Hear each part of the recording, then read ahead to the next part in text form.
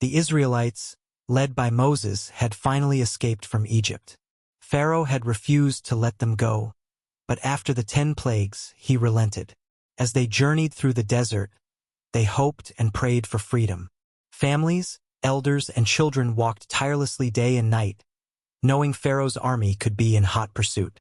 The fear of being captured again spurred them on, but exhaustion weighed heavily on them. Soon, the Israelites found themselves at the edge of the Red Sea.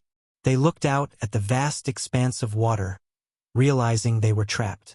The sea was uncrossable, and behind them, a cloud of dust signaled the approaching Egyptian soldiers.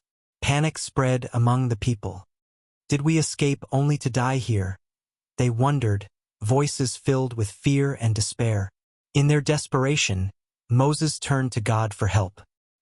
He stretched out his hand over the sea and prayed fervently. "Lord, save us," he cried.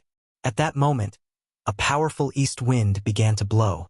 It roared through the camp, and the waters of the Red Sea began to part, revealing a dry path through the middle.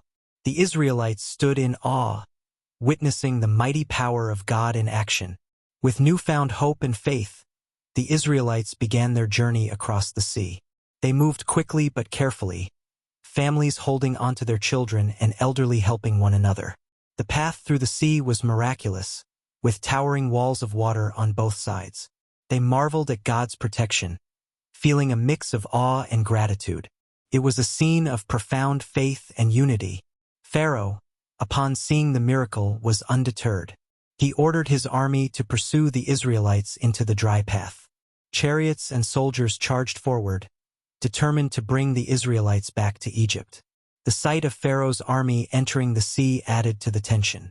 Would the Israelites make it to the other side in time? As the last of the Israelites reached the far shore, Moses once again stretched out his hand over the sea. The walls of water began to collapse, crashing down with a thunderous roar. The sea returned to its normal state, swallowing Pharaoh's army. Chariots, horses, and soldiers were engulfed by the raging waters. The Israelites watched in relief and amazement as their enemies were defeated. The Israelites were safe and free at last. They sang songs of praise, rejoicing in their deliverance. Miriam, Moses' sister, led the women in dance and song, celebrating their victory. "Sing to the Lord, for he has triumphed gloriously," they sang. The joy and gratitude were palpable as they thanked God for his protection and guidance. The journey to the Promised Land was just beginning, but the Israelites knew they were not alone. God's presence was with them, guiding and protecting them every step of the way. The parting of the Red Sea was a testament to their faith and God's unwavering love. It was a story they would tell for generations, a reminder of the miracles that happen when you trust in God.